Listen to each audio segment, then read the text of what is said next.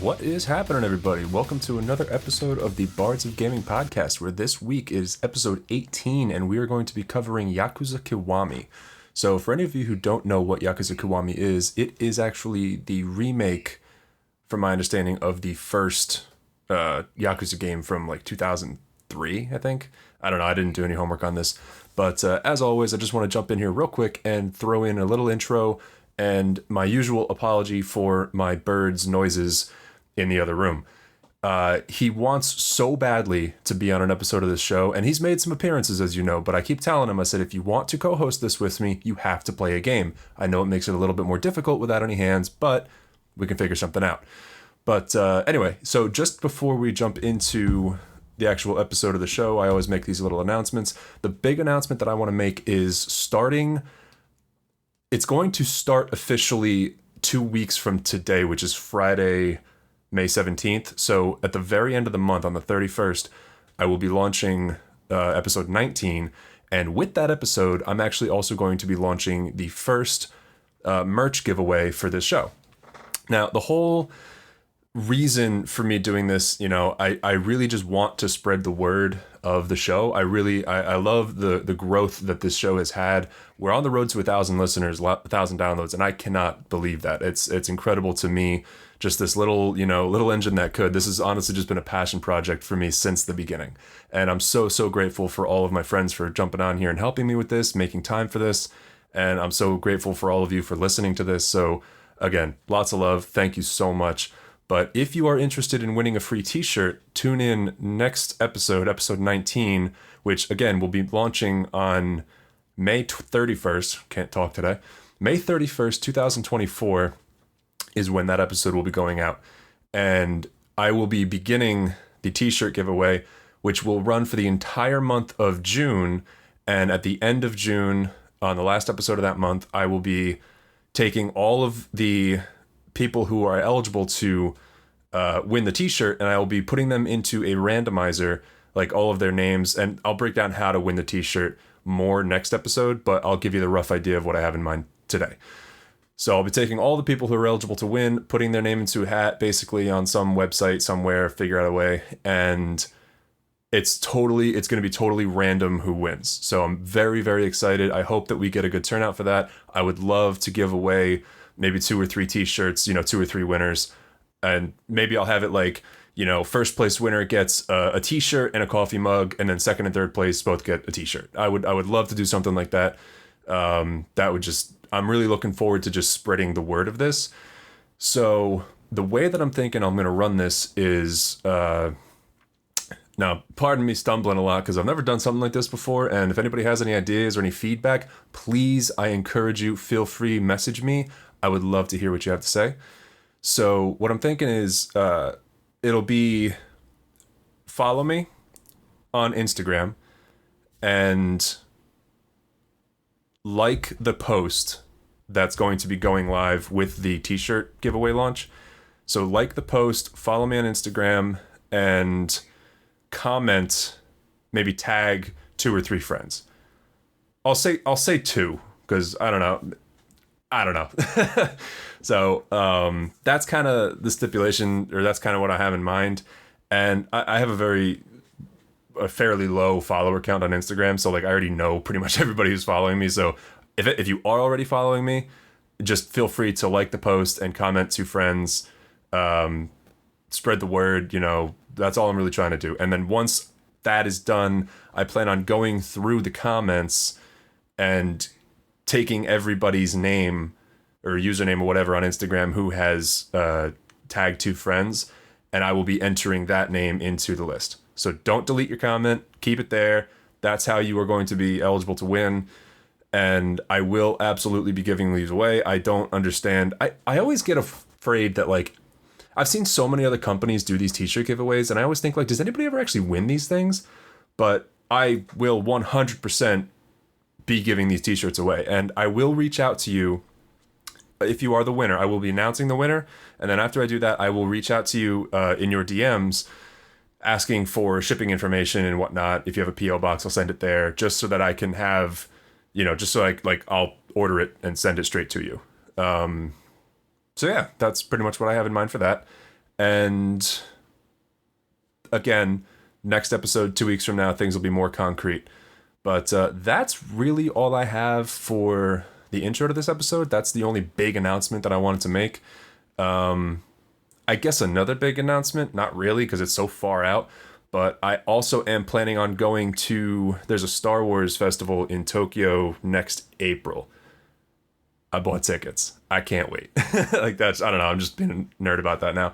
But that's something I'm very much looking forward to. I don't take a lot of big trips, and this is exciting. I absolutely love Tokyo. I love Japan very much. It's a beautiful country. But yeah, speaking of Japan and speaking of Tokyo, this week we are going to be covering Yakuza. And that was a 10 out of 10 segue. I did not plan that, and I just took advantage of a good moment. Love it. But I'm also really hyped up on caffeine right now, so if you couldn't tell. So, this week, Yakuza Kiwami, we got a new buddy joining me, my buddy Matt. And as you hear in the episode, we tried a couple weeks to get together, and it was a long time coming, and I'm so grateful that we were finally able to make our scheduling work, because he works nights and I work long days, so it was very hard to get us together to even record like an hour. But we had an absolutely phenomenal time talking about this game. We both have a lot of love for this game, and I really hope that you guys have a lot of love for this episode. If you do, please feel free to, I encourage you, as always, reach out to me, leave a like, leave a rating, leave a follow. I would very much appreciate that. And as of next week, there will be a reason to. So, or not next week, but 2 weeks from now, you know what I mean?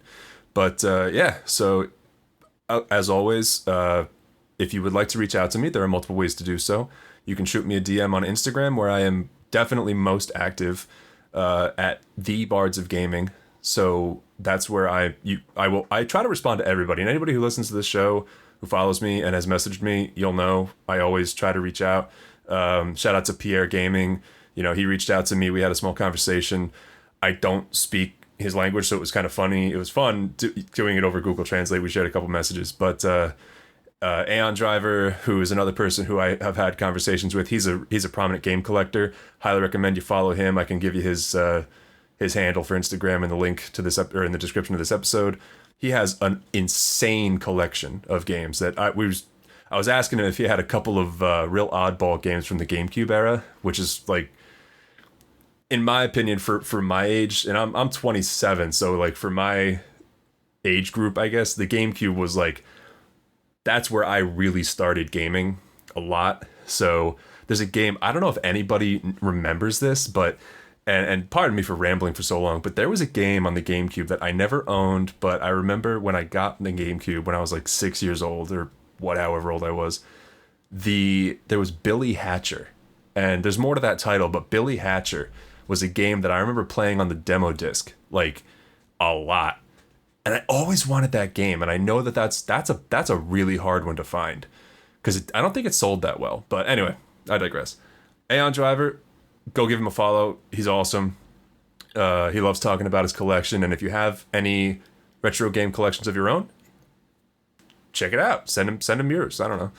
But yeah, well, let's just jump right into the episode. I'm done chewing your ear off, and hope you guys enjoy. Also, if you would like to check out any of the merch that we have, you can check it all out through the links at thebardsofgamingpodcast.com, where you can also find my email if you have any questions or any other kind of merchandise that you would like for me to sell or whatever. Again, the merchandise has never really been for money. It's always just been to spread the word. So if you would like anything that you would use in your daily life or daily routine, I don't know, reach out to me. Send me a message. Love to hear from you.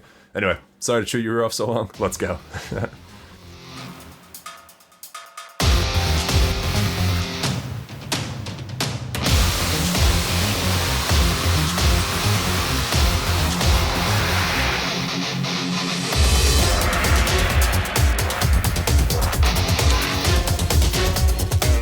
Alright, so this week we are joined with my buddy Matt, who is my resident Yakuza fanboy, as well as myself.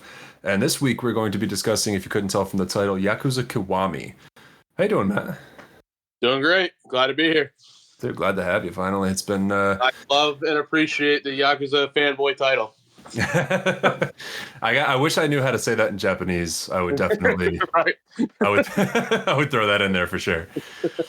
But yeah, so this week we are finally sitting down to discuss Yakuza Kiwami, which is, for anybody who doesn't know, the pretty much from the ground up remake remaster of the first Yakuza game from what, 2004, 2002? Yeah, but it's a complete rebuild and revamp of the original. Did you ever play the original? I haven't. I've only seen how terrible the American dub is Oh through God. YouTube. You've done more research than I have then. Yeah. I've only ever seen the graphics of it, and I'll be honest. I mean, like most PS2 games, it kind of aged like milk. Yeah. There's a few standout PS2 games that have aged very well, but Yeah. Yakuza is definitely not anywhere near any of those. No, I mean, if I have to think of PS2 games that have aged well, I would think of like Sly Cooper, Ratchet and Clank, because those are all games with a cartoony art style that have, Yeah. kind of stood the test of time. Yeah, I But mean, this, even like Final Fantasy X, that's another one of my personal favorites that have aged fairly well. yeah, from the footage I've seen, that one looks pretty good. I'll be honest, I haven't played that one yet, but I know that a buddy of mine wants to cover that on this show, so it is on the board. Yeah, I mean that's a great game to cover. When you play that, I would recommend playing it on Steam, just because they have the HD remasters of those, but Okay. the way they did the remaster with those, they've smoothed out a lot of details on like character expressions and stuff. Did they Like fix Titus's laugh? you can actually play it on Steam and mod it to look better, and it's better than the HD Can I update. mod Titus's laugh? No. Damn. The most memeable laugh in history. Dude, it's terrible. Like, I've never played the game. Everybody knows that fucking laugh. Well, that joke's gotten so much traction out of the seeing it with no context. It's still cringy, but less cringy in game context. Oh, I'm sure. But to get to Yakuza, so I mean, as I kind of jump in with everybody, and this is your first time joining us on this podcast, which thank you very much again for jumping in and joining us. Glad to be here. So I always try to ask, how did you kind of come across this game series? How did you find this specific game or whatever? How did you get introduced? My buddy Brian is a longtime Yakuza player. He was playing, I believe it was Yakuza 0. Okay. And we were having like we used to always do he lives kind of far now, but we used to always do like weekly hangout sessions. Yeah. And we'd all hang out, large group of us, and we'd all play games and show each other, stuff of what we were currently playing. And he was showing me Yakuza 0, and I was like, man, like I've heard of Yakuza before, like, but I don't think I really understood what it was. Yeah. Like, I think I was always under the impression that it was kind of like a Japanese GTA knockoff kind of thing. I could see why you would think but that. It's so much more than that. Oh, dude, it is so much more. such a great series.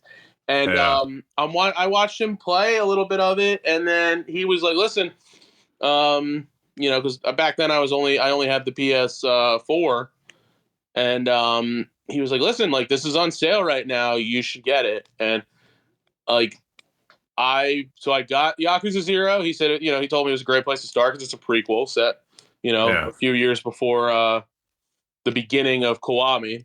And like I believe I told you this when we were talking about it in person. Like I played 0, felt absolutely head over heels in love with it. I think 0 is still probably my favorite in the franchise.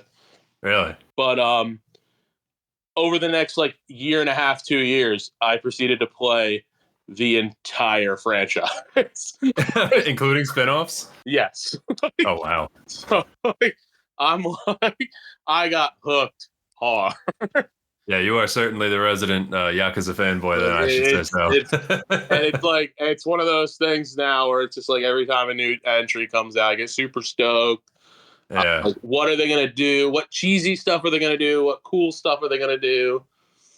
You Dude, know, this is absolutely a franchise that can sink its teeth into you. I can 100% attest to oh that. yeah. Like, I mean, and it's got a little bit of everything in it. There's great drama. There's always, every game there's the big mystery aspect of it. The who done it type thing, and there's oh yeah, lots of action. Totally, totally like awesome characters and character development. absolutely. And just unbelievably hilarious comedic content as well. Oh yeah, this is definitely a series that does not take itself too Oh seriously, no, and no. I gotta say, like I only found this series. I found it kind of like on my own back in like 2019, Okay. 2020, and it's because like that was at a kind of a time in my life where like I was still coming back to gaming after like my bar hopping phase, and so I was kind of having like a new renaissance of getting back into gaming, and that included really breaking outside of my comfort zone from games like Skate or Call of Duty, or like kind of like I wanted to kind of branch out. So I started playing games that I had seen, and anybody who listened to the one previous episode, Persona, that was one of them. Persona's So Persona Persona's such a great Persona series. oh dude, Persona's fantastic. Like that Persona 5, actually, for anybody who listened to the episode, got a very, very good score. And I'm not going to spoil what that score was. I implore you to listen to the episode. But so games like Persona 5 and Final Fantasy 15 and games like that, like bigger, more Japanese, based games, started to influence my taste. So Oh one yeah. day I remember going to GameStop, and I was talking to one of the managers there who I was buddies with, and I said, "What do you recommend?" And he pointed out, he said, "There's the Yakuza games, or there's the Shenmue games." And I picked up Yakuza Kiwami and Shenmue 3. Could not get into Shenmue 3. I tried multiple Shenmue's a times. tough one. Yakuza I've tried Shenmue is Shenmue. It's yeah. very hard to get into. Yeah, and admittedly the third one is easily the weakest link. I wish that they would remake the first two, but Yeah. when I jumped into Yakuza, that it was instant. Yeah, Yakuza, Ugh. you get sucked in quick. Oh yeah, and I mean, granted, Kiwami has kind of the first couple hours aren't perfect. They're kind of a little bit boring, but that's with any Yakuza game, really. They Yeah, kind I of mean, hold your hand they and restrict you. you kind of get locked into a certain story path. You're not really free to explore that much at the beginning of these games. Yeah, And you have to kind of get through the prologue before you're actually able to experience the world that you're entering into. for sure. But once that world opens up, man, I mean, it is just it becomes a delight. it's awesome. And I mean, we should just jump into this episode head first, like we did with the games. Yeah. So a lot of the time when I start these episodes, pretty much every time, I like to start with kind of like what we don't like about the game, because it kind of just gets the negative out of the way first. So I'll let you kick it off. Like what if you had to think of anything about this game specifically, the first one, what don't you love about it? So there is a little. So it's interesting because this game is a remake. Yeah. But this game came out after Yakuza 0. And they added a lot story-wise to kind of like, look back to Yakuza 0, look, as far as the relationship with Nishiki goes, they added a lot to kind of show his spiral. There's just a lot of things that because, and this is more or less a conflict between anytime a game does a prequel, you're like, well, is this being done because of this reason, or is this because of what happened in the prequel game that came later? Gotcha. Like, there's a little there's a lot of like, and I've read about this on Reddit threads as well. Is there's a lot of confusion about the the standing between Sobe Dojima, the captain, who he he gets an untimely end very quickly in the beginning of the game, but his passing sets up the story. Oh, gotcha. Okay. And he plays an antagonistic role in the prequel as well. Oh. but because this is a remake that borrows a lot of extra scenery from the prequel, it's the same story in Yakuza, but you're like this, okay, but they don't really acknowledge if he did what he did because of the past relationship, or he's just doing what he did because he's a scumbag. So they kind of make you, like, as someone who has to this day still not played Yakuza 0, like, I was able to, in the very beginning, you're talking about the very beginning, like the very beginning, right? Like very, that very cutscene. beginning. Okay, because like I know what you're talking about, and I mean, spoilers for this doesn't fucking matter because it's the first 5 minutes of the game. Yeah. But so the guy who gets shot in the beginning, that he's an antagonist from Yakuza 0, correct? Yeah, he is part of the group of antagonists in the prequel. Okay, because like but they don't address whether he targeted Yumi because her connection to Nishiki and Kiryu. Gotcha. Or if just because he's a scumbag and wants to sexually assault, someone. Okay, yeah, because like as like I said, as somebody who hasn't played that game, given the context and what they said, and the scenery that they had created around this cutscene, I was able to very easily make sense of what was happening. Yeah, but I wasn't totally aware, obviously, of the meaning behind it. Yeah, and it's just like I said, like there's certain callbacks in this game because this remake was released after a very successful prequel. Yeah, okay. There's various added content that calls back to 0, but then there's stuff that they don't necessarily address from 0 either. Gotcha. So they really do kind of want you to start this game series from 0. Yeah, I would say nowadays. Yeah, I would say now if we were to talk to Ryugo to Studios, I would say they would want everyone to start with 0. Gotcha. But okay, that makes sense. Yeah. And if I'm not mistaken, this game was built using the same engine that they used to make Yakuza 0, except they implemented the same combat from the original first game. Yeah. I'm fairly certain you're right on that. Okay, yeah, because I know that Yakuza... I think they did the same thing with Kiwami 2 as well. I know Kiwami 2 was built using the engine of Yakuza 6. Oh, was it? Yeah, because there was a lot of differences with the gameplay. That makes sense. Between, like, how in Yakuza Kiwami 2 you can eat to gain XP and other stuff like that. Oh, yeah. I know that was something from 6. Yeah. But I will say this, like, the only gripe that I have about this game, while we're still kind of on the subject of what we just mentioned, is the actual combat itself. I could not tolerate it in this game. The multi-combat system, and for anybody who plays this game, you'll know what I'm talking about. The fact that you have 4 different combat styles to choose from, and in the beginning of the game, you have essentially nothing. Oh, they all suck. They're horrible, especially your signature moveset. It is fucking garbage until the end of the game. Yeah, and I'm pretty sure there's a line of dialogue. It might actually only be in the original game, in the, like I mentioned before, terrible English dub. But it's basically like, Kiryu went to jail and now he's a PUSSY. Yeah, but they're not necessarily wrong.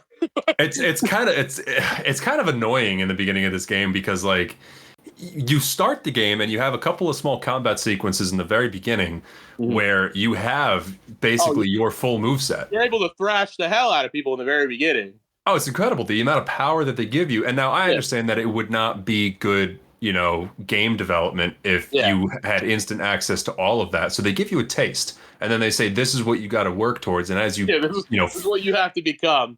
Yeah, like as you fight through the game, because once you get released out of prison after 10 years, you have like none of that skill left. Your name carries weight. People know who you are. Oh yeah, and there's totally and especially in certain parts of the very beginning of the game, like post prologue, there's combat situations where you're like, I'm screwed. Yeah. Like, I always find it very funny because Yakuza combat is interesting because every heat move in Yakuza is a lethal move, but somehow never kills anyone. Yeah, right. Oh yeah, I'm sorry. I just took your skull and I Yeah, backflipped you over my yeah. shoulder I'm into sorry, a I just metal slammed rail. your head into a car door. Dude, yeah, Kiryu is just unmasked Batman, Yeah, essentially. basically. The but like, there are points in that game like where I would have to, like, speaking back to the non-lethality of these very lethal physical combat moves. There are totally a ton of times in this game where I had to, like, pick up a guy's gun and use the gun to beat the mini boss or whatever. Yeah. Because I was like, I can't beat this guy on my own. Like, I'm like, I don't have any health items. I didn't get any, You don't have any stamina plus. any stamina X or anything, like. Yeah. Do you remember the scene later in the game when you have to take the fuck is her name, Haruka, to essentially to Shangri-La, and Oh yeah, you can't get in, so you punch a marble statue into dust yep, with one punch. yeah. Well, So Kiryu is the original Chris Redfield from Resident Evil 5. yeah, so speaking of non-lethality, if he does that almost not even trying, what actually Yeah, is what is he he doing doing to to a these human people's skull? Is the skulls? question. Yeah. I mean, I don't know if you know the density of a marble statue, but I don't think it's foam. No, definitely not. And a human skull is definitely less dense than a marble statue. uh. Yeah, yeah, But no. yeah, that's really my only gripe with the game is that annoying combat system. But I mean, and like a love-hate thing for me Mm. is and we'll definitely get more into this later when we talk about what we like about the game, but it's the Majima fights. Oh yeah. Because when you're in the beginning of the game, so there's a character, Goro Majima, who all he wants to do throughout this entire game, and he's a phenomenal character throughout the entire Oh yeah. franchise, but all he Real wants great. to do throughout this game is kick your butt. Oh yeah. That's all he wants to do. He views himself as Kiryu's rival in the Toho clan, and he believes and takes it upon himself to be responsible for whipping Kiryu back into top fighting shape. Yeah, which I mean, great friend, but Yeah. like, this guy's a little twisted, Great to say the least. psychopath of a friend. Oh yeah, I mean, this guy he's a lot of people's favorites for a reason. Oh yeah. But in the beginning of the game, I remember like, and I'm glad that they kind of gave you a way to know where he is, because in the beginning of this game, he is a legitimate threat. He is a difficult fight. You run into him in the wrong area too early in the game, he will destroy you. Oh yeah, when you have no move, like when you're fresh out of jail and you have none of your power ups yet, or like none of your skill set, it's a really really hard fight. If I'm not mistaken, when you first get out of jail, you are almost immediately thrusted into a combat situation with him. I believe so, where you have to win too. Yeah, and yeah, you can never lose a fight to him. Difficult. Yeah. I mean, and he does get progressively more difficult as the game goes on. Yeah. So like he's never easy. It's like, but he's basically like a Dragon Ball Z character, whereas like every so often he's like, "This is my next form." And you're like, "Why is he getting so much stronger?" Yeah, but it's at the same time, and I mean, unless you have any more gripes about this game, we can definitely sequence into what we like about it. Yeah, no, I'm pretty good. All right, cool. Yeah, because I do have a lot of love for this game. I adore this game and this franchise. Yeah. So to sequence into what I was going to say next, then, like, even though he is very difficult in the beginning and it is very difficult to go up against him, as time goes on and the more creative ways that you end up coming across him, the more you kind of want to find him. Oh, because it's hilarious. Oh yeah, it's like a great running gag in the game. How am I going to run into this guy next? Where is Majima hiding? Where is he going to jump out of? Yeah, because he doesn't just find you on the street. I mean, he can, but he doesn't just find you on the street. He surprises you. Oh yeah, one of every corner. I wrote down for this is Majima being under a giant traffic cone. Dude, that one is legendary. Or Majima jumping out of a manhole in the middle of the street. Yes, like literally, he just appears, and it's the funniest shit. He was a cop, I believe. Yes. He dressed up as an officer. My If you, favorite one was the Cabaret Club. yes, I was about to say, spend enough time in the cabaret clubs, you get to meet Gorajima, who is definitely the most mysterious cabaret dancer you can encounter. Dude, but not even the fact that that you see him like that and that you go straight into a fight. Like, no, you actually have to still go through the sequence of a cabaret date with him. You have to see him dance, and you have to listen. You have to have a date with him. Dude, when that happened, I was crying. Oh yeah, because it was too good. It was too good. I love, at one point in the game, you'll get text message from his underlings, and they'll be like, "Oh, Kiryu, something's wrong with Majima. Can you check up on him?" And you'll encounter zombie Majima. I forgot about that. Yes. Oh, man. By zombie Majima, of course, we just mean he's in zombie makeup. Yeah. Dude, given the pop culture humor of this game, I'm surprised that they didn't make him do like a Thriller dance. Yeah, I mean, that should have been in the cards. I mean, there I don't want to spoil anything for Zero, but there are some references to MJ in Yakuza 0. Oh, really? So, okay, I won't make you elaborate on that. When you get there, we'll have to have another talk about that. But absolutely. The because I would love to talk about that that reference in Yakuza 0. Okay. That's like one of my friend Brian and I's inside jokes with each other is the MJ reference in Yakuza 0. Okay, yeah, I'll definitely have to keep an eye out for that. I'm still playing through 4 right now. Oh, 4's a great game. 4 so far is very good. I've had to start it a couple times because I'll start it and then get somewhat through it, and for some reason or another I have to put it down. Unlike 4 years ago when I picked this up for the first time, I could not put it down. If you look at like a lot of online rankings in the series, it's a lot of people refer to 4 as when Yakuza like kind of hit the big leagues. I could see that. I think like there's a lot going on in that game. Yeah, it's the first, and I know this is a Yakuza Kiwami chat, but I will say that I know that the first one is very good. The second one is in my opinion even better. The third one is so far in my opinion the weakest link, and then the fourth one the third one's probably my least favorite, only just for the my biggest gripe with that game is the movement speed. Yeah, and I mean we'll definitely have an opportunity to talk about that game another time, but. Yeah. The fourth one so far is very, very good. Oh yeah. But Kiwami, I mean, just to get back on track with the first one, no, you're fine. This game has so much to offer. I mean, depending on what kind of stuff you like as a player, this game likely has something for you. Oh yeah, I mean, even if you look at like the vast amount of different mini games in this game. Yeah.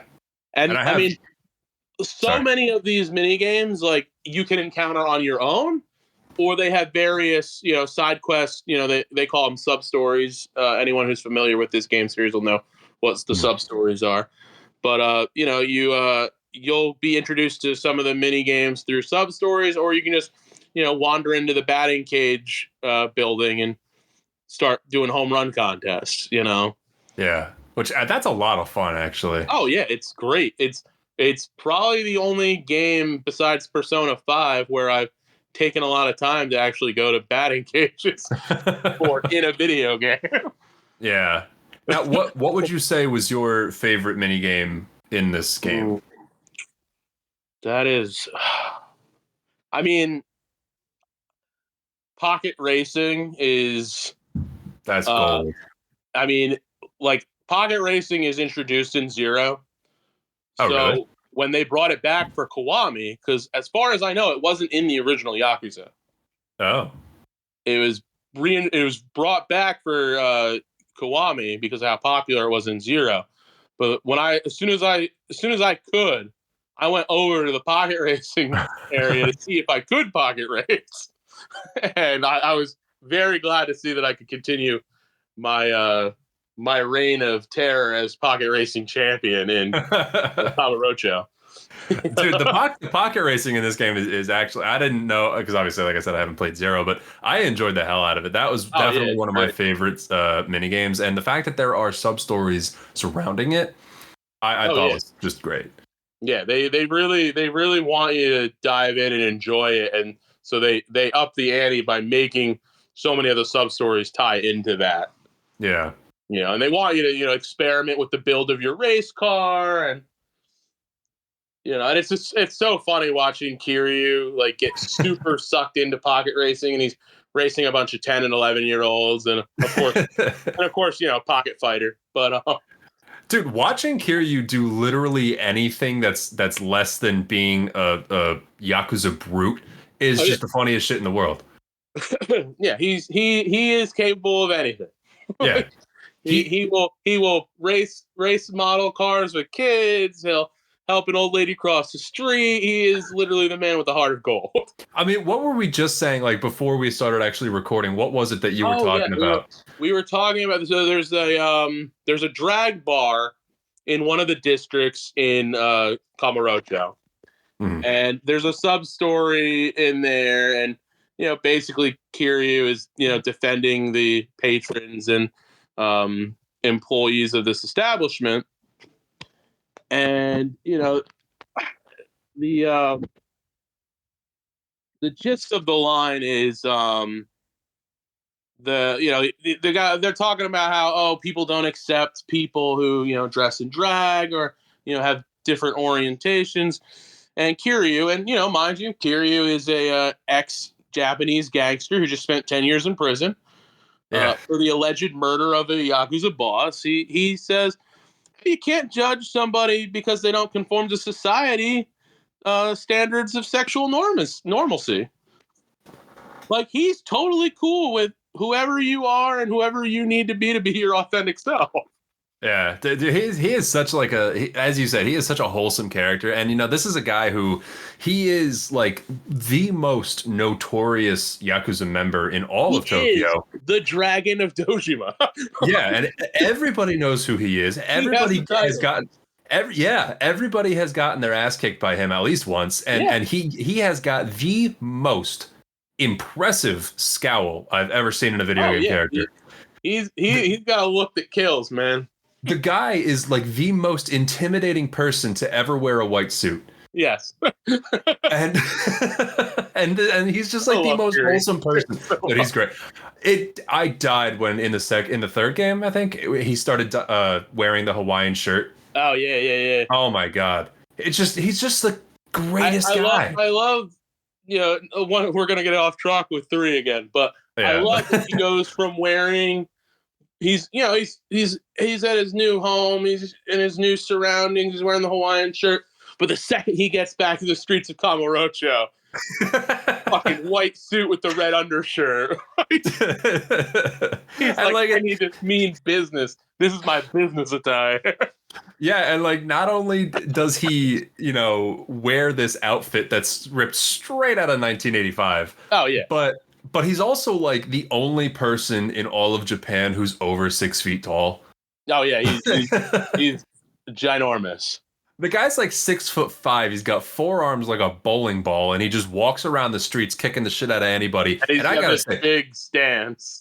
Oh yeah, he's got the greatest posture in the world, and I love the corniness of every street tough that walks up to you, and the way that they always have that animation of like, kind of bouncing but hunched over. Like, it's so corny, but it's so good.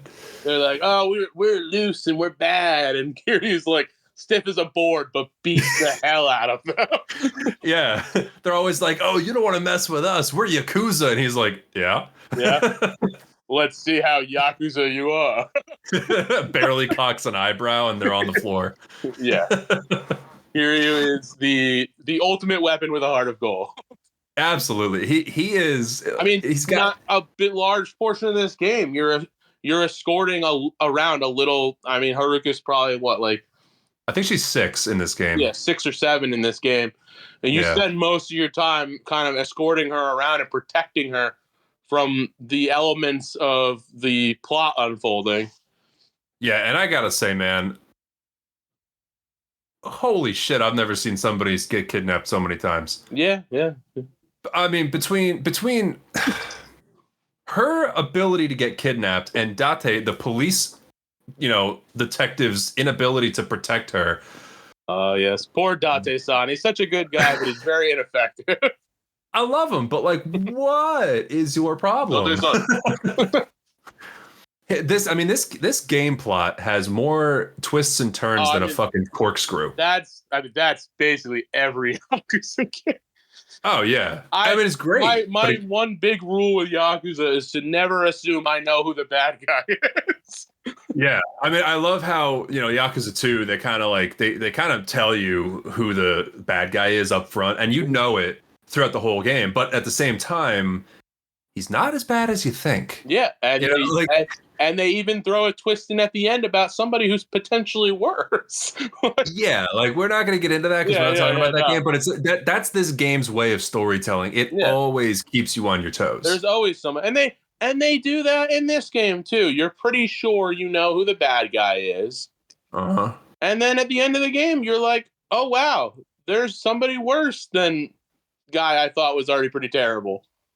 Yeah, I mean, it's kind of like what they did with this story. It kind of reminds me of, like, if you ever played Far Cry 3. Yeah. So you know how in the beginning of Far Cry 3, you build up to like, oh my God, Voss is the main bad guy. He's going to be the main bad guy, and then like 2/3 of the way through the game, he's no longer the main bad guy, and then there's just this other guy that's worse. Yeah, yeah. This game kind of did something like that, except you actually care about the worst guy. Oh yeah. Because of the way that they wrote the story. There's no loose ends. They make it so you're like, oh, I understand why this guy is such a piece of shit. Yeah. I don't necessarily like him, but I don't necessarily want anything bad to happen to him either because it's sympathetic. Yeah. I mean, and I don't want to spoil it, but like this game's ending awesome. I mean, it's just like, yes, I don't even know if we're there yet in the conversation, but God damn. the event that will forever be known throughout the rest of the series as the $1 billion yen incident. Yeah, and I will say I love how, and I understand that we are all over the place with this episode, but you and I are both very passionate about this game, and it is so good. Yeah. But the way that sequential games in the series come back to the ending of the first game to explain how things got the way they are. Oh yeah, it's constantly brought up. I mean, especially in 3, 4, 5, and even 6. Like, yeah, it's referenced, it's talked about. Other characters get to where they are because of it. Yeah, like it's awesome because a lot of times, with a lot of these games, like, yes, the events of the first game are significant, but they don't necessarily always affect the entirety of where the franchise goes. And I really like those callbacks because it's kind of one big love letter to the fan base throughout the entire series. Absolutely. And trying to explain, if I had to sit down, or like if you or I had to sit down and explain this story, the entire, overarching storyline of this game with all of its ins and outs to somebody who has never played this franchise ever in their life, we would end up looking like Charlie Day from Always Sunny in Philadelphia. Yeah. Like, without a doubt. And honestly, you're gonna miss something. Oh, yeah. Because there's so many twists and turns and red herrings and yeah, you got twists, turns, red herrings, hidden twins, just what the fuck. It's but wow, yeah, we got we are all over the place. It's great though. It's great. No, hope people are enjoying this one. It just shows how much we love this game. Oh yeah, and I mean, we're gonna continue to jump all over the place with this game because I mean, we haven't even talked really about any of the subplots. We haven't even talked about half of the mini games, which we're not gonna get into all of them. But Yeah, no. you got good mini games, bad mini games. You got, I personally, my favorite mini games that I can see because I got the wiki up in front of me here. Bowling is always fun. Yeah, I love Darts is bowling. always fun. Cool. Yeah, darts is always I love fun. I love messing people up at darts. Yeah. Oh yeah.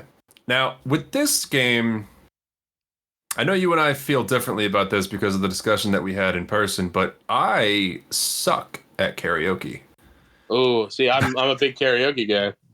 I I mean, don't get me wrong. Some of these songs are really fast and really hard. Yeah, and you're basically playing Guitar Hero with a Yeah. controller. And but one of my long time traditions, and I mean, I say long time, but like I said, I played this entire franchise over the course of 2 years. But the one of my first things, my first thing to do when I have free roam in a Yakuza game is usually to go to the karaoke bar and see if I can play Baka Mitai. Hell yeah. Because I love hearing Kiryu sing that song, and I just love seeing every version of the game, every next entry. It's the same, like him sitting at the bar, because halfway through every single song, it some type of music video forms in the background. Like the passion of Kiryu singing takes over and reveals like a secondary plot It's to so how good. he's thinking about the song. But every single version of Baka Mitai, it's the same backstory. It's Kiryu sitting at the bar thinking about his memories and his long lost friends and loved ones from his previous adventures, but it always ends with the glass of bourbon or whiskey and a single photo. It's like one of those old Kodak disposable Yeah. disposable camera photos. But it's always like a shot of him and a certain person. Sometimes it'll be him in Pocket Fighter, but like it's like it's like it's just such a great like and like like as someone who's played these games so many times, I've looked up like what a lot of these songs in the mean, and Baka Mitai especially, like being as I've gotten older, I've gotten to be more sentimental. But it Yeah. is a song that it's about like the memories you share with your friends, those times you miss, Yeah. the loved ones you've left behind, or the loved ones that you don't see as much anymore and you miss. So it just speaks once again to just Kiryu's heart of gold and how he's best boy. Oh yeah. Do you think what I would just love it if one of those Kodaks happened to be him standing with a picture of Goro Majima in drag. That would be great. I'm sure somebody has an edit of that on YouTube somewhere. I'm sure the fan art has gone wild. Oh, I'm sure. Oh my god. Oh man. Did you But do a yeah, lot of the casino stuff in this game? what's that? Did you do a lot of the casino games in this game? So I tend usually when I play Yakuza, I tend to stick to the casino games I know. Okay. I will say this: Yakuza helped me understand Baccarat a little bit more. Okay. I was always a little confused and not sure of what to do with Baccarat, but Yakuza helped out a little bit with that. But I do the roulette, I do poker, blackjack. Blackjack's so easy, like Yeah. especially you collect, you go around and do enough side quests, you end up gaining cheat items that help you beat the dealers. But my weakness in these games is the Japanese games Well, like like mahjong. mahjong, shogi. Like it's like they don't really tell you how to play those games in this game. You got to kind of just know or figure You're it out. like I think I don't remember which Yakuza it was, but it might have been 3 or 4. But there's a sub story that needs you to beat at least 1 or 2 people I think at that's 3. shogi, Yeah. and I do all the sub stories. That's like my thing. Yeah. And I'm like, that took me forever. Yeah, I And remember doing that as I was well. watching YouTube tutorials on shogi Oh, God. so I could try to have a better understanding. Dude, that's a dirty trick for the developers to throw that in there. Yeah, and I'm just like, That's some bullshit. if this was checkers, I'd be out of here. Why the fuck couldn't it be Go Fish, man? Come on. Like, even chess, I'm decent enough to, get around. Dude, imagine it. What if Yakuza came at you one day, like with a side quest or with a side mission, and they were like, "Yeah, you need to beat a grandmaster at like 4-dimensional chess." Oh God. Honestly, it wouldn't surprise me. No, it wouldn't. Sometimes they throw such ridiculous stuff at you, but it's also very cool because you're getting exposed to games that are popular in other cultures, and you pick up a couple things. I mean, I still have no idea. I'm not anywhere near as a regular mahjong or shogi player, but I learned enough to get through a couple sub stories. So that's all it counts. Whether it's blind luck or just getting the right stuff done. But yeah, those are always the hardest things for me in these games. But then like the bar games are always fun. I always try to catch everything in the UFO catchers at the arcade. Yeah. And if I'm not mistaken, I forget, is it this game? But isn't there like a couple of side missions where you have to deliver a specific plushie that you can get out of the claw machines? A lot of the games in this series involves Kiryu finding plushies for either dads that want to please their children, or stalker types that want to please an idol. Oh, or just random kids roaming Kamurocho that want an alien plushie, or a dog. Like, it's but Kiryu helps whoever needs it. Yeah, he is a hard cold. Yeah, it's true. And then of course you have the very scandalous Mesu King.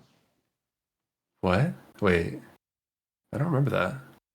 Is it the Bug Girls card game? Oh yeah! Oh my God! Yeah, that's kind of like a racy spinoff of a real game.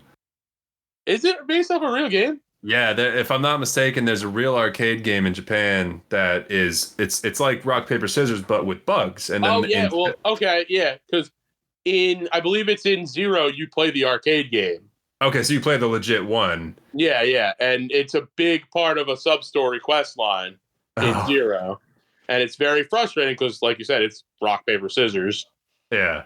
And you have no idea what the other person's going to pick. No, it's completely RNG based. Yeah. I think the second game had the regular beetle bug or battle bug, whatever. Oh, okay. I think, because I remember playing it. It might have been the third one. My memory is fuzzy. It's been a couple years, but yeah, I definitely know what you're talking about now. Because wow, yeah, that's an experience. Bunch of muscular girls dressed as bugs suplexing each other. Yeah, pretty much. They took a bunch of models, whatever, animated fucking video game character models, put them in like super scantily clad bug bikinis, and then made them fight. Yep.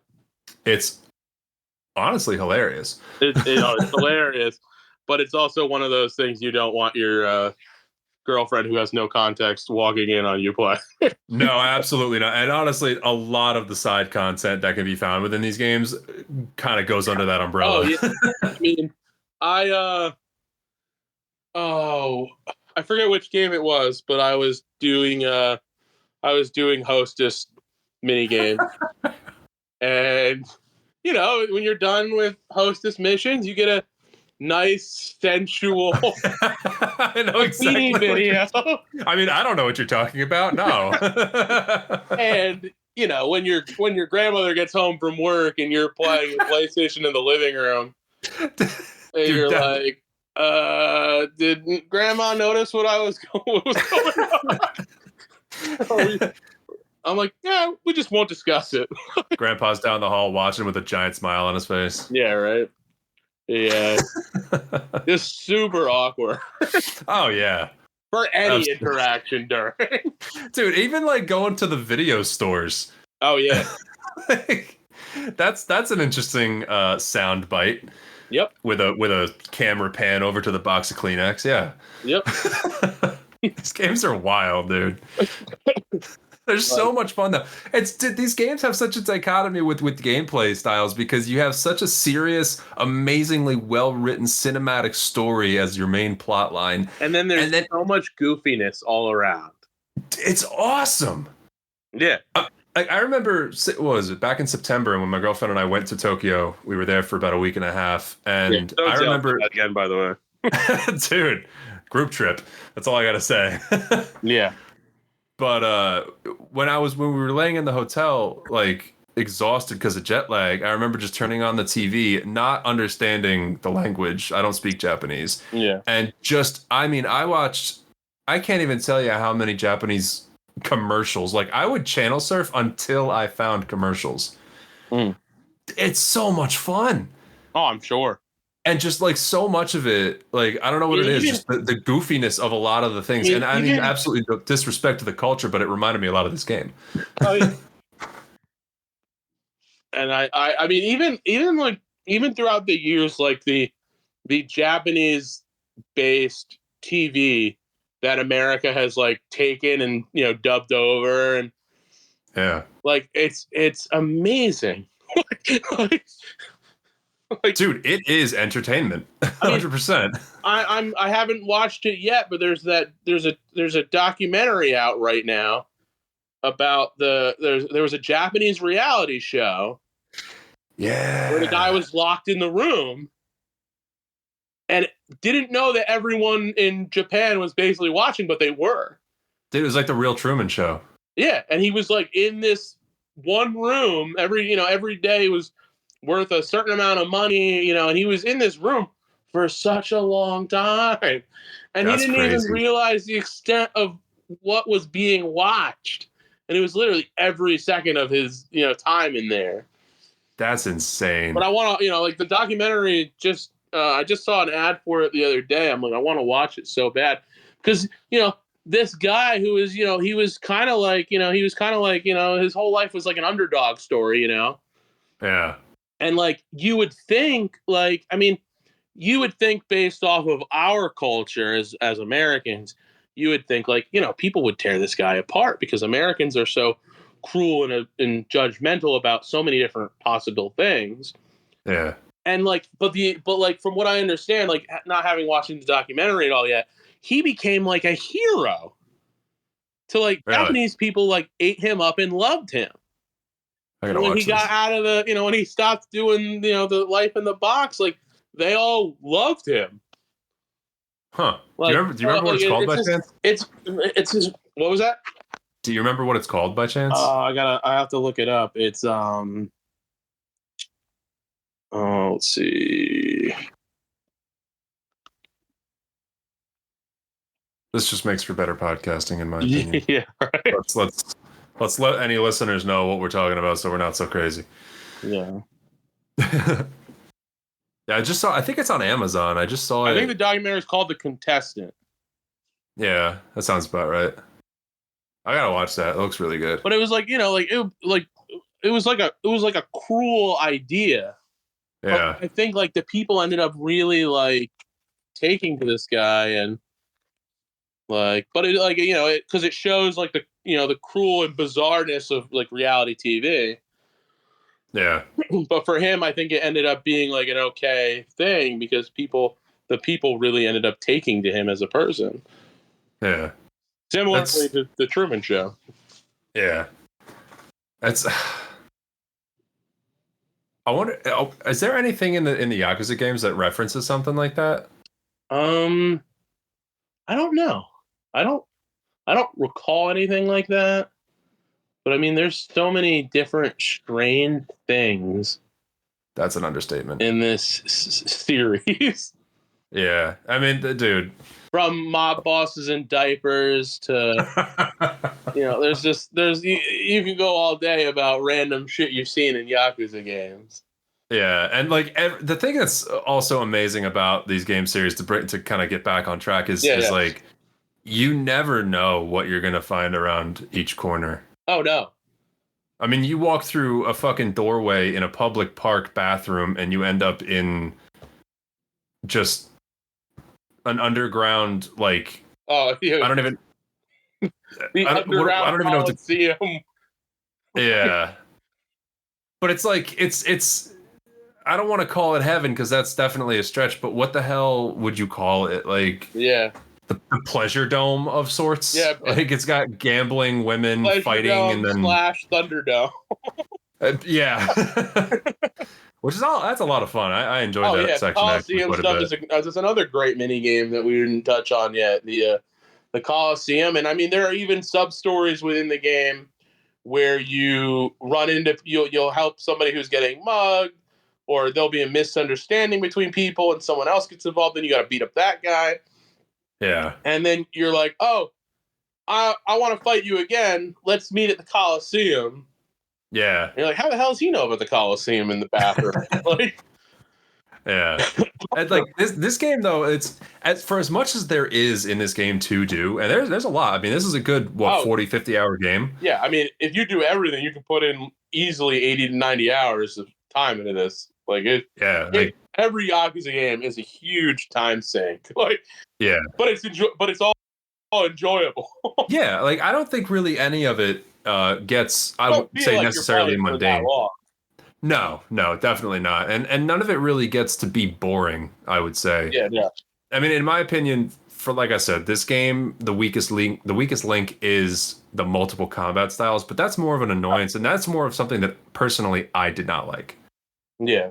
Because I like how in the I second don't game, mind the multiple combat styles as much. They all have their their places or uses. yeah, I think in later entries they refine it a lot better. But at yeah, the same time, like there does get a point in these games where like when you're getting towards the end of the game where you're just like, can I just not get into a random encounter for one freaking second? yeah, that's especially with Majima, like those because those are time consuming. Yeah, you're like you're like just trying to get from point A to point B, and you're gonna run into 6 or 7 crowds of thugs trying to stop you. Yeah, like it's great that they put in the taxi system, but that only is good to take you around the outskirts of the map. Yeah.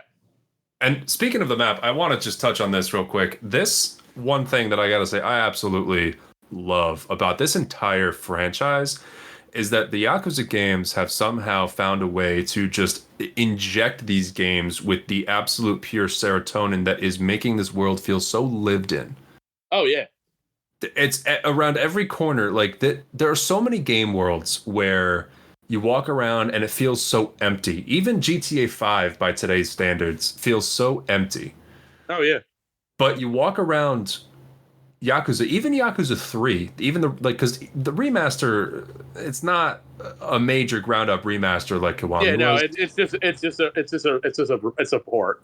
Yeah, exactly. So like even Yakuza 3 does such a good job at making the world feel so alive. Yeah. And like I mean Kamurocho is based off of Kabukicho, I think it's called, Yeah. which is the entertainment and red light district of Tokyo, and you totally get that feeling with Yeah. this fictional version of that. Like there is just always hustle and bustle, something going on, to the Yeah. point like where you'll approach crowds of people because you're like, oh, maybe this is another sub story. Yeah. But And it's I just a crowd of people taking in the scenery, and you're like, wow, this is crazy. Oh, it's phenomenal. And I can say from personal experience, like how in subsequent games, like the second one, third one, you can go to in this game they call it Sotenbori, but in real life I've been to Dotonbori down in Osaka or Kyoto area. It is like I've been to the river. Yeah. It's like there's such a phenomenal spot on likeness not only to the crowds but to the scenery and the music and the feel and the food and like it feels so alive in these games. It's done so well. The food in Yakuza.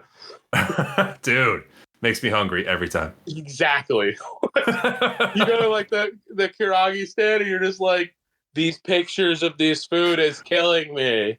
Yeah, I can't walk up to them because as soon as I do, I'm finding myself at the fridge. Oh my God. Like, And you're like, and you go to your fridge completely disappointed because you don't have any of this stuff in your fridge. yeah. And for anybody who wants to try to get any sort of authentic Asian food experience from home, I recommend you go to Wee.com.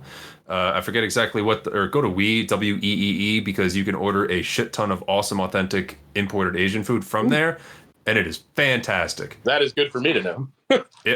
We do it a lot here. That's But W. you can get Weee. Okay. I think it's Wee.com or something like that. It's just Google Wee and you'll find it. I'm not sponsored by them. That's just genuinely we use that website a lot, my girlfriend and I. Well, so it's awesome. sounds You can get all amazing. sorts of stuff. Because I love. I mean, I even occasionally I try to put my own hand at cooking authentic Asian food, and It's tough. yeah, it is. Like especially like with the ways we're brought up to cook here in the States. Oh yeah. We have just different equipment. Yeah, different equipment, different spices, and it's like, we find this. My girlfriend and I, we have conversations all the time about food, and it's tough to find really authentic Asian food. Oh yeah, especially it's a little bit easier around where we're from because for anybody who doesn't know, we're from like the New York metropolitan area. So all it kind of takes is a trip to certain parts of like New York City, and we can find exactly what we're looking for. Like but I've gone to the big Asian market in Manhattan. Yeah, and like I've gotten my chili paste and stuff like that. Yeah, like if you want to go, if you want to get like different world. Yeah. Like if you want to get like authentic Thai food, you got to go down to Queens. Yeah. Like they got like little Thailand down there. It's amazing. Well, that's funny that you mentioned Queens because that is where my buddy Brian lives now. Oh really? So anytime we go visit him, we're trying some new restaurant. Something we haven't had before. I mean, you do that anyway when you're in the city, but yeah, he's taken us to Korean barbecue. Japanese barbecue. Anytime we go there, it's a great time, a great adventure. All sorts of types of food. But being a foodie, I love trying new things, and I love Asian food in general. So yeah, and it's really great that like the Yakuza games kind of give like if you like Japanese food, they give you a whole menu basically. Oh yeah. Of things that you're like, oh, that looks good. I'll write that down. I want to try that when I go somewhere. Yeah. Like I got to remember that for when I go out next time. Yeah, no, they totally do. And it just like you said, it just feels extremely lived in. Oh yeah. And it's such a good I think the games in general are such a good reflection of the overall Japanese culture because there's so much serious stuff with like you talk about the Yakuza stuff, you talk about the honor, the discipline, and then you see like the goofy fun side of the culture. You see the art, the artsy stuff within the culture, the pop culture. Like you get a good glimpse at so much of like Japanese culture within this franchise. Yeah, there's such a wide range that they cover. Yeah, it's very well done. Yeah, and I mean even in later entries of the series, you get different perspectives on World War II and history, and it's just such an interesting thing to see, and it just feels very authentic. Yeah, I will say the writing in this game is just bar none. It's so good because there's so many parts of it. I mean, make you feel such genuine emotion of laughter and sadness and adrenaline and like the way that also the soundtrack of this game and all these games, the way that they tie in. The soundtracks are amazing. You get pumped. Like, oh yeah, during the combat scenes and like when shit starts to get real, like whew. You hear you jumping over cars and bashing people's heads in. There's music going. You're there for it, and and like you said, they like I'm comfortable enough with myself that I can say there have been multiple times in multiple Yakuza games where I've cried when shit hit the fan. Like, Oh yeah. it is a very emotional and gripping storytelling. Yeah, it's very easy to get really invested if you're somebody who likes a good story Oh and yeah. good phenomenal character development. I mean, you gotta play the Yakuza games because these Oh games, yeah. as much and I don't even know how to say this, but every character, no character is two dimensional. Like Oh if no, you they're all very three dimensional. They all have their you can see where a lot of them are coming from. yeah, it's There's only a handful of characters in the Yakuza franchise that are like nefarious two-dimensional mustache twirling villains, yeah, and I mean I and the wouldn't say rest that are there's. all very developed and relatable people to the circumstances they face in life. Yeah, I wouldn't say. I don't know if I would say that the characters are as three dimensional and as well fleshed out as in, say, the Persona games for any main characters in there. Oh well, I mean, Persona is a whole nother thing. That's a whole different piece. But like, if you're looking, yeah, definitely like characters like even Majima or Kazuma or Kiryu especially. None of them are just what you take at face value. Yeah. Because if you took Kazuma Kiryu at face value, you would never understand that this man is the greatest human being to ever walk foot in Japan, like step foot in Oh Japan. yeah. He's phenomenal. But Yeah.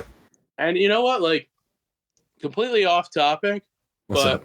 I've seen it on Reddit threads. I've seen it on YouTube videos. And I have to say, I agree with this. Why the hell did Kiryu Kazuma never get drafted to Super Smash Brothers?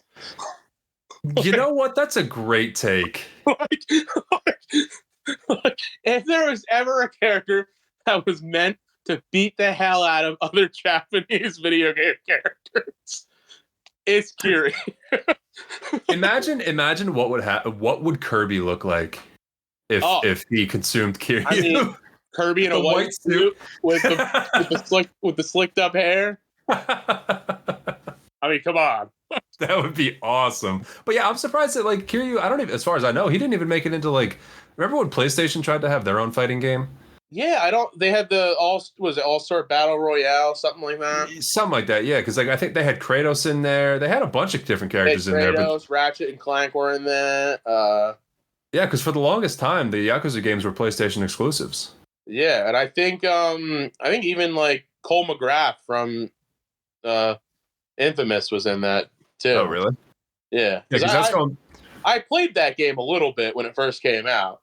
It was basically bad Super Smash Bros, but it was at least an attempt at something. Yeah, and that was back in like PS3 era. Yeah. Which, I mean, granted was not PlayStation's peak, but that's still. Still, you would think that he would have made it in there.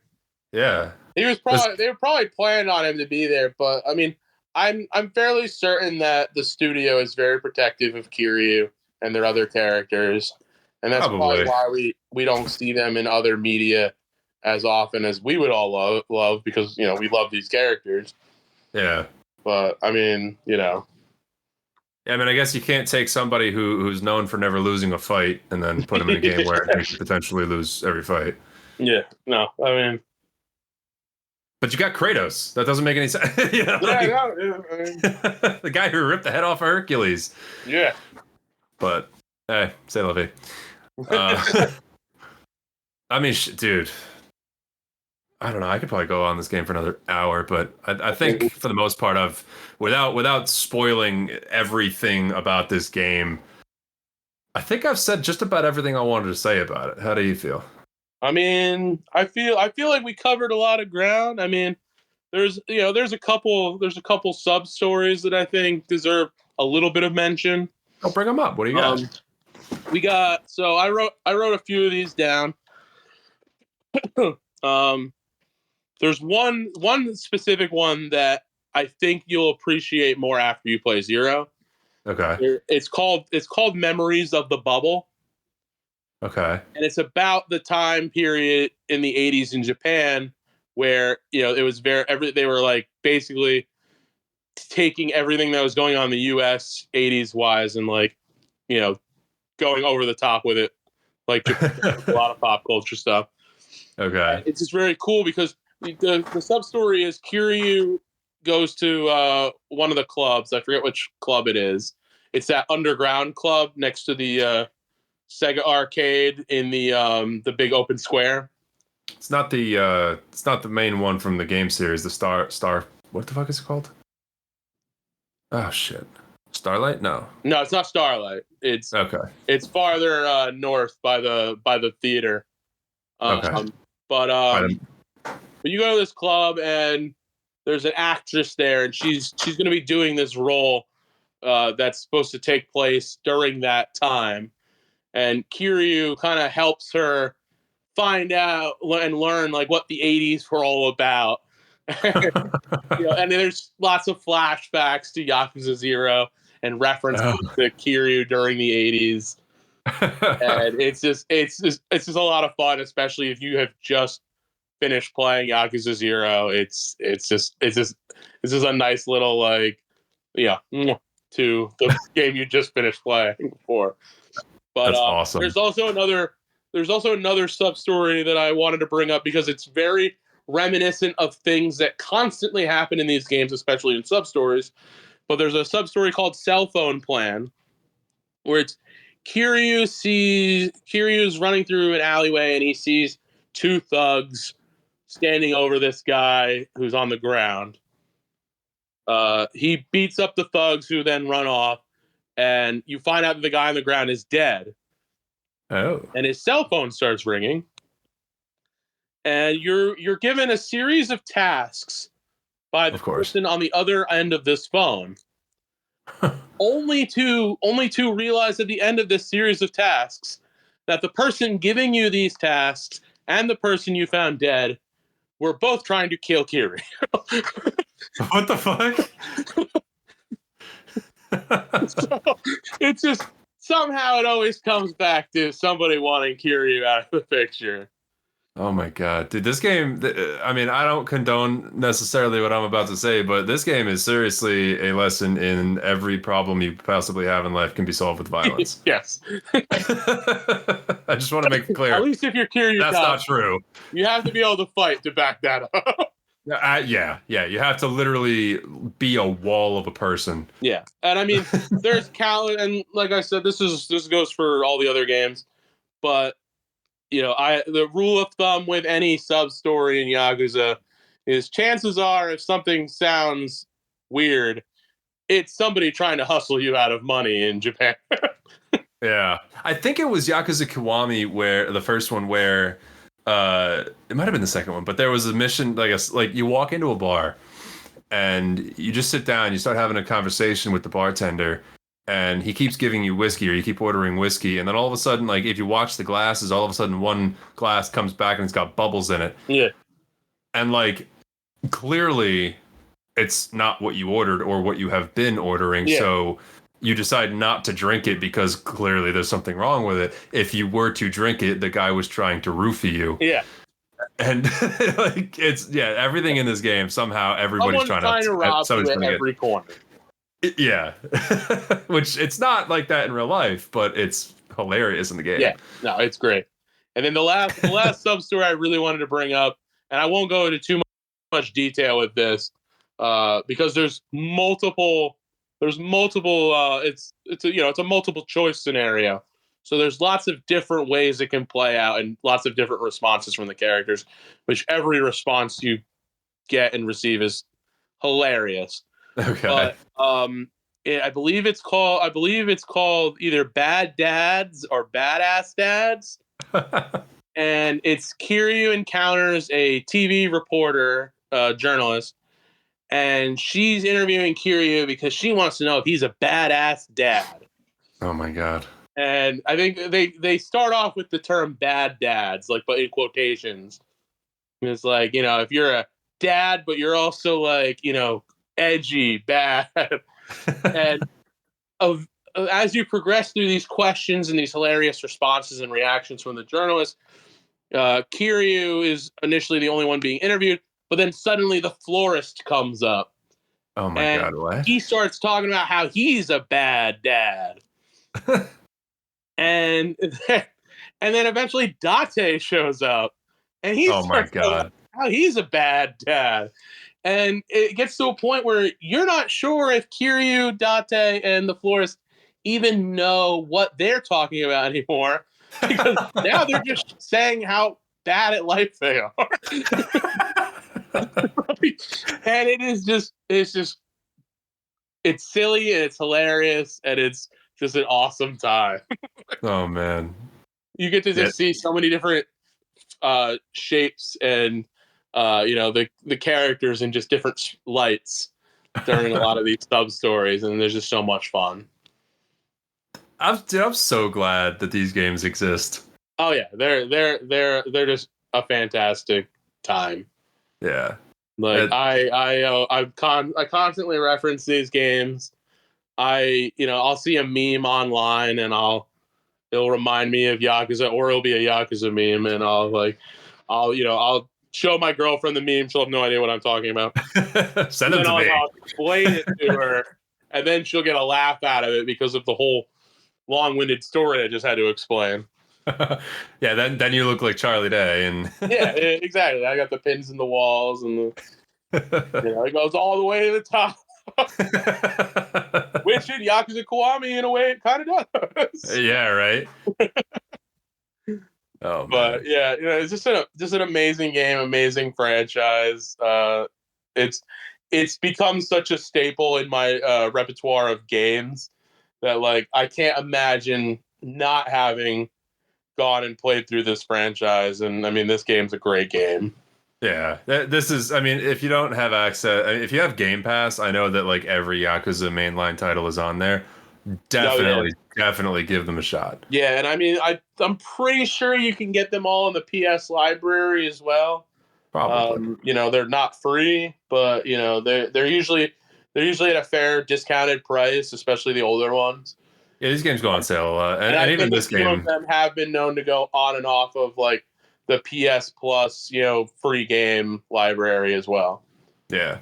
So I mean, anyone out there listening to it who hasn't played yet, like if you're intrigued at all by what we've been talking about, I would highly recommend playing this game series and this game in particular. Absolutely. Like, just a great game. Yeah, I mean, with that being said, you want to put a rating on this thing? Yeah, I will, like I said before, Yakuza Kiwami is not my favorite Yakuza game. Yeah. It's a solid, great game. It's a great story. The story gets called back multiple times in the other Yakuza games and even in the spin-off games. So I'm gonna give Yakuza Kiwami 4 Toho clan badges out of 5. All right. All right. I can appreciate that rating. There you go. I think if that's our given scale, I think I gotta give it. Boy,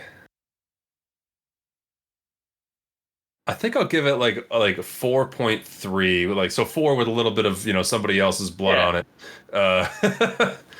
because 4 and a blood smudge. yeah, because this is not.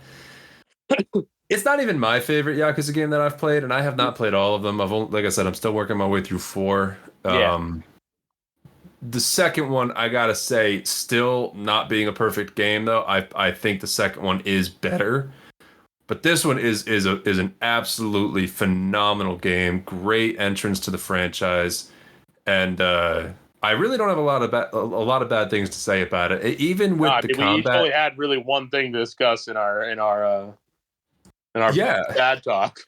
Yeah, and I mean, even with the combat being the way that it is, it makes for compelling strategy during certain fights, especially boss fights. Yeah. And it gives you something to look forward to when upgrading your character. Oh, yeah. So, because once you're fully upgraded, the first thing you want to do is go show Majima how strong and how tired of his shit you are. absolutely. Oh, man. But yeah, I think a good 4.3 out of me would be 4.3 out of 5 Toho clan badges would be what I say. That works for me. All right. Well, hey, listen, I cannot thank you enough for getting together with me to discuss this wonderful game. And if anybody's interested, grateful to be on here. Dude, I'm so happy to have you. And if anybody cares to try to find you, or if you have anything you would like to plug, now's your time to do it. I'm more than happy to use this as a platform for you to plug your stuff. If you got anything you're working on. I mean, no, I'm just casual gamer guy. But if anyone wants to reach out to me and ask me more about the Yakuza series, you can reach me via email. VesperCloud90@yahoo.com. I'm always down to talk about games and, answer any questions anybody has about anything revolving around any game, really, or anything I'm involved in the Yakuza franchise. All right. Well, hey, good to hear. I mean, I know that you are definitely, like I said, you are the resident Yakuza fanboy here, and I wish I knew how to say that in Japanese because it would just be so fitting. But if I could hear it in Japanese in Kiryu's voice, I think I could live the rest of my life fulfilled. I'll try to make that happen. All right, buddy. Well, I think I've said just about everything I wanted to say. And for anybody who enjoyed listening to this episode, please leave a like, leave a rating, leave a follow. I very much appreciate all your support in listening to this episode. Thank you so much for sticking around if you're here up until the end. If you care to reach out to me, you can reach out to me. I'm very easily on Instagram at the Bards of Gaming. I usually respond very quickly and to everybody. So you can reach out to me on Twitter, even though I'm on there a lot less, at 2 Bards of Gaming with the number 2. And you can find links to all my socials as well as new merch and stuff like that over at the bardsofgamingpodcast.com. Thank you again so much for listening. And that's all I got to say. So good talking to you, buddy. Yeah, good talk, man. Great time, man. All right, man. I'm always down. Anytime you want me to come around for another game, let me know. I'll keep you to that. Sounds good. Thanks, bud. All right, have a good one, Rob. Bye, everybody.